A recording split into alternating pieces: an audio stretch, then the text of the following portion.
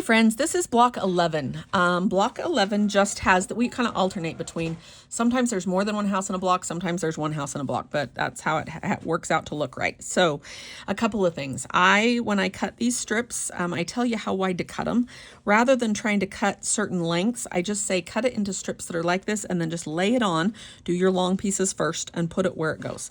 And then it just has a row of matching chain stitches on top of it all the way around.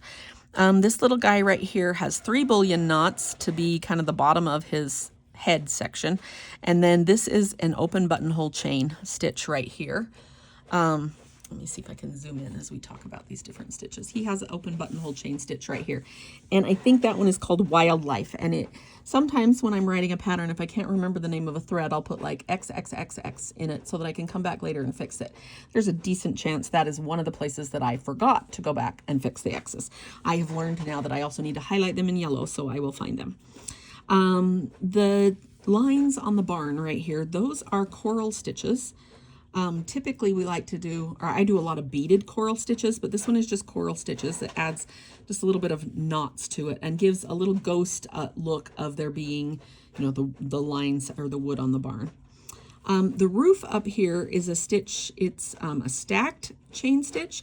So you do a chain stitch down one side and a chain stitch down the other side, and then you do a chain stitch down the middle where you weave through those. And so let me make a note of that. I will make sure that we add to our video library the stacked chain stitch and the buttonhole, to buttonhole something, and stacked chain, so that you can refer to our video library for how to do that stitch. And then the little flowers down here, let me push this up. The flowers are, these are lazy daisies, but they're inside out so that the points are on the outside, because to me sunflowers have pointy tips.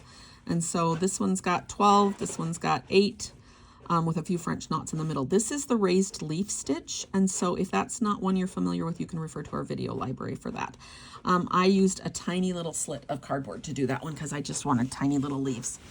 Okay, let's talk about the grass. I didn't talk about the grass in block 1, and or in block 12, and I probably should have. When you couch down the grass, let me explain what the instructions say.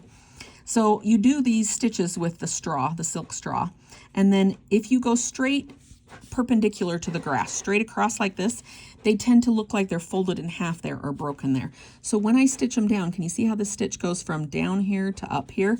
I did almost all of those tacking down stitches, either where they cross, because that will hold both of them down at the same time, or if they was long enough I needed another stitch, I would go ahead and just make them diagonal. And if you put them in diagonal like that, it looks less like you can see the stitches, the grass folded in half. And they are random as far as the direction, and sometimes they're on the grass and sometimes they're above it, and you can see that my quilter carefully went around all of the blades of grass up here.